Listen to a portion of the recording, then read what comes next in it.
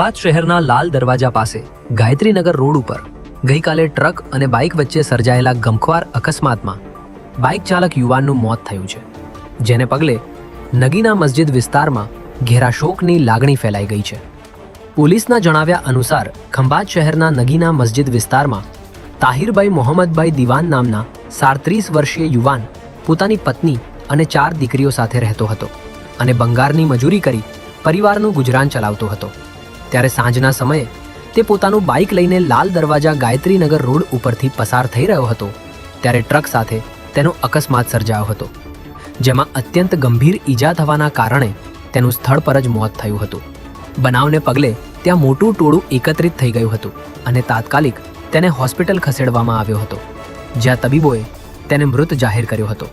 બનાવને પગલે પોલીસ પણ સ્થળ પર દોડી આવી હતી અને કાર્યવાહી હાથ ધરી હતી।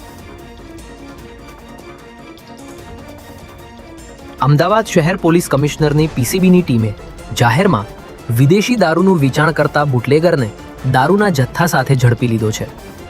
મેમકો વિસ્તારમાં આવેલ ખોડિયાર માતાજીના મંદિરની પાછળના એક પાનના ગલ્લામાં મોટો વિદેશી દારૂનો જથ્થો છુપાવવામાં આવ્યો હોવાનું અને એક વ્યક્તિ બહાર બાંકડા પર બેસીને તેનું વેચાણ કરી રહ્યો હોવાની બાતમીના આધારે પીસીબીની ટીમે અહીં દરોડો પાડતા નાસભાગ મચી જવા પામી હતી।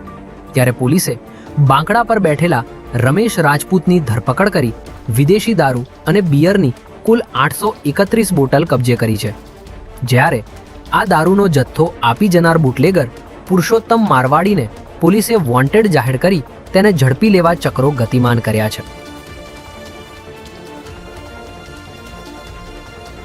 અમદાવાદ શહેરમાં ચાલીને જતા નાગરિકોની સુરક્ષાને પ્રાધાન્ય આપવા અને શહેરની ટ્રાફિક વ્યવસ્થાને વધુ સુગમ તેમજ આધુનિક બનાવવા માટે અમદાવાદ મ્યુનિસિપલ કોર્પોરેશન દ્વારા નવી પહેલ કરવામાં આવી છે, જેમાં વિદેશની જેમ રોડ ક્રોસ કરવા માટે અમદાવાદના સીજી રોડ પર પ્રાયોગિક ધોરણે એક ખાસ પેલિકન ટ્રાફિક સિગ્નલ ઇન્સ્ટોલ કરવામાં આવ્યું છે।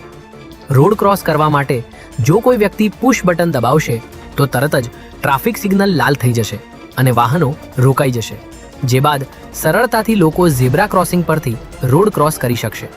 આ સિગ્નલ હાલમાં અમદાવાદ શહેર ટ્રાફિક પોલીસને વહીવટી કામગીરી અને નાગરિકોના પ્રાયોગિક વપરાશ માટે સોંપી દેવાયું છે અને આ પાયલટ પ્રોજેક્ટ સફળ થશે તો અન્ય જગ્યાએ પણ પેલિકન ટ્રાફિક સિગ્નલ ઇન્સ્ટોલ કરવામાં આવશે।